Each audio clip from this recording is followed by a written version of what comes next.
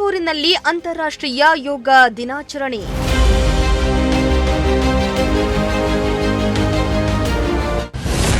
ಜನರೊಂದಿಗೆ ಯೋಗಾಭ್ಯಾಸ ಮಾಡಿದ ಸಚಿವ ಸೋಮಣ್ಣ. ಇಂದು ದೇಶಾದ್ಯಂತ 12ನೇ ಅಂತಾರಾಷ್ಟ್ರೀಯ ಯೋಗ ದಿನಾಚರಣೆಯನ್ನ ಆಚರಣೆ ಮಾಡಲಾಯಿತು. ಮುಂಜಾನೆಯೇ ಸಾವಿರಾರು ಮಂದಿ ಜನರು ಆರೋಗ್ಯಕ್ಕಾಗಿ ಯೋಗಾಭ್ಯಾಸದಲ್ಲಿ ತೊಡಗಿಕೊಂಡಿದ್ರು. ಇತ್ತ ತುಮಕೂರಿನಲ್ಲೂ ಯೋಗ ದಿನಾಚರಣೆಯನ್ನ ಆಯೋಜನೆ ಮಾಡಲಾಗಿದ್ದು, ಕೇಂದ್ರ ಸಚಿವ ಸೇರಿ ಅನೇಕ ಮಂದಿ ಗಣ್ಯರು ಕಾರ್ಯಕ್ರಮದಲ್ಲಿ ಭಾಗಿಯಾಗಿದ್ರು.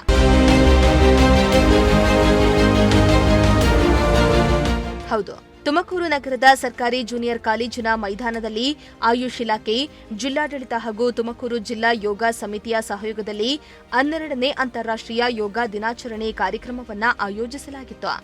ಯೋಗ ದಿನಾಚರಣೆಗೆ ಕೇಂದ್ರ ಸಚಿವ ವಿ ಸೋಮಣ್ಣ ಚಾಲನೆಯನ್ನ ನೀಡಿದ್ದು, ಸಾರ್ವಜನಿಕರೊಂದಿಗೆ ಯೋಗಾಭ್ಯಾಸವನ್ನ ಮಾಡಿದ್ರು.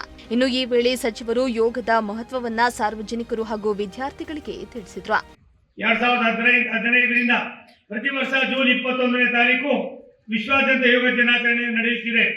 ಮೊದಲ ಯೋಗ ದಿನಾಚರಣೆಯಲ್ಲಿ ನವದೆಹಲಿಯ ಕರ್ತವ್ಯ ಪಥದಲ್ಲಿ ಸುಮಾರು 35,900 ಜನರು ಒಟ್ಟಾಗಿ ಯೋಗಾಭ್ಯಾಸವನ್ನು ನಡೆಸಿ 84 ರಾಷ್ಟ್ರಗಳು ಪಾಲ್ಗೊಂಡಂತಹ ಈ ದಿನವನ್ನ ಗಿನ್ನಿಸ್ ದಾಖಲೆಗೆ ಸೇರ್ಪಡೆ ಆಗಿರ್ತಕ್ಕಂಥದ್ದು ನಮಗೆಲ್ಲರಿಗೂ ಕೂಡ ಸಂತೋಷವನ್ನು ಉಂಟು ಮಾಡಿದೆ.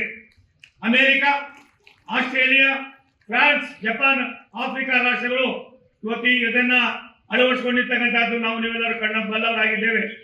ಯೋಗ ತರಬೇತಿ ಕಾರ್ಯಕ್ರಮಗಳು ಡಿಜಿಟಲ್ ನಲ್ಲೂ ಕೂಡ ಆಗ್ತಾ ಇದೆ. ಇವತ್ತು 1 ಲಕ್ಷ ಕಡೆ, ದೇಶಾದ್ಯಂತ 1 ಲಕ್ಷಕ್ಕೂ ಹೆಚ್ಚು ಸ್ಥಳಗಳಲ್ಲಿ ಈ ಕಾರ್ಯಕ್ರಮ ನಡೀತಾ ಇದೆ.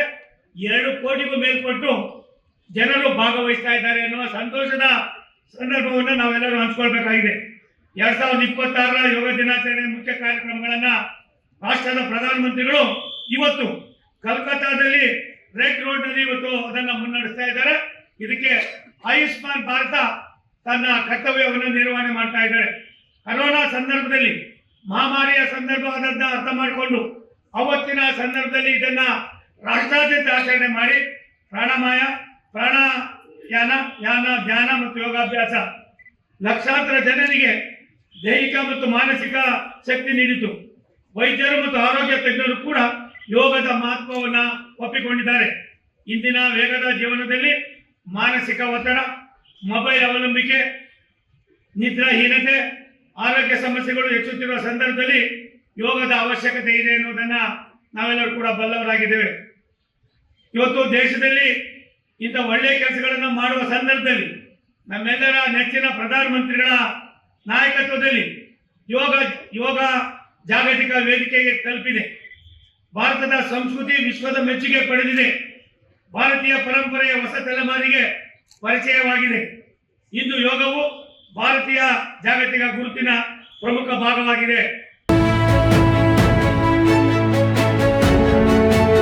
ಇನ್ನು ಕಾರ್ಯಕ್ರಮದಲ್ಲಿ ಮಾತನಾಡಿದ ಸೋಮಣ್ಣ, ಮೋದಿಜಿಯವರ ಪ್ರಯತ್ನದ ಫಲವಾಗಿ ಇಂದು ಇಡೀ ವಿಶ್ವವೇ ಭಾರತದ ಕೊಡುಗೆಯಾದ ಯೋಗ ದಿನವನ್ನ ಆಚರಣೆ ಮಾಡ್ತಾ ಇದೆ.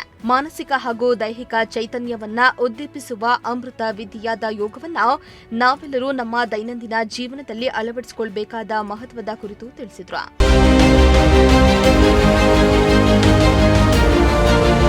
ಇನ್ನು ಈ ಕಾರ್ಯಕ್ರಮದಲ್ಲಿ ಶಾಸಕರುಗಳಾದ ಸುರೇಶ್ ಗೌಡ, ಜಿಬಿ ಜ್ಯೋತಿ ಗಣೇಶ್, ಬಿಜೆಪಿ ಜಿಲ್ಲಾಧ್ಯಕ್ಷ ರವಿ ಹೆಬ್ಬಾಕಾವ್, ಡಿಸಿ ಶುಭ ಕಲ್ಯಾಣ್, ಜಿಲ್ಲಾ panchayat CEO Ashwija, SP Ashok KV ಸೇರಿದಂತೆ ಜಿಲ್ಲಾಡಳಿತದ ಅಧಿಕಾರಿಗಳು, ಪ್ರಮುಖ ನಾಯಕರು ಹಾಗೂ ಸಾರ್ವಜನಿಕರು ಭಾಗಿಯಾಗಿದ್ದು, ಒಟ್ಟಿಗೆ ಯೋಗಾಭ್ಯಾಸವನ್ನ ಮಾಡಿ ಸಂದೇಶವನ್ನ ಸಾರಿದ್ರು.